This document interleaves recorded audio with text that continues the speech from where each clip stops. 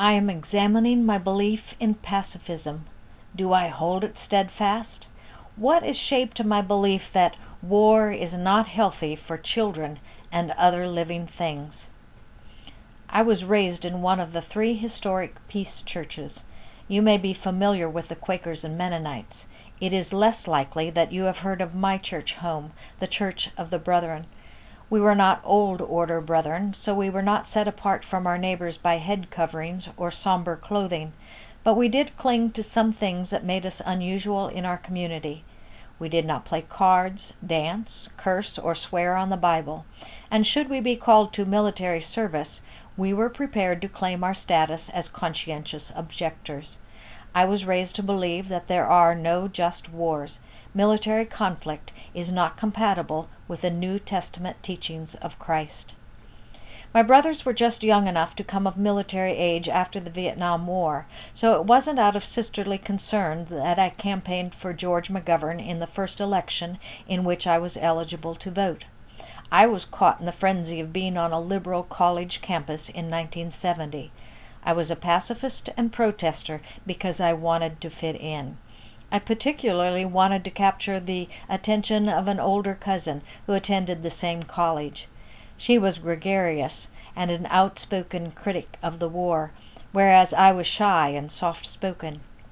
She commanded people's attention, and I wanted to possess her self-assuredness. In my mind, she was a romantic figure because her fiancé was a conscientious objector who had been killed in Vietnam. In the early 70s, I was a pacifist because it was cool and because I wanted to impress Cousin Penny. When I became a parent, I became serious about my commitment to peacemaking. In the late 70s, it was nuclear proliferation that alarmed people like me, and a number of peace groups sprouted up in northwest Iowa. My husband and I joined one chaired by the gentlest of couples, and they became our mentors in parenting and peacemaking.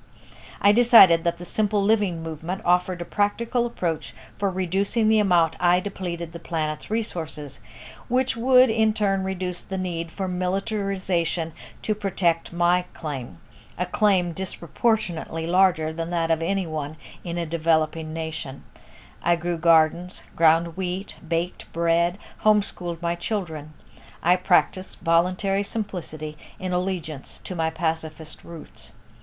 I was attracted to the Catholic worker movement, a group of religious people willing to be jailed for their convictions. Father Frank Cordero was the most vocal of the Catholic peacemakers in Iowa. He arranged frequent protests at the Omaha Air Force Base, and my husband and I joined him for one event. We were trained in nonviolent tactics and were offered a choice as to whether we would step across the line for certain arrest or whether we would stand at the gate in support of those who crossed over. We were parents and chose to remain in the support group, but the power of that gathering remains etched in memory. My conviction to peacemaking fell away with the discord in my marriage. It became impossible to claim that the world should remain at peace when there was so much strife in my home.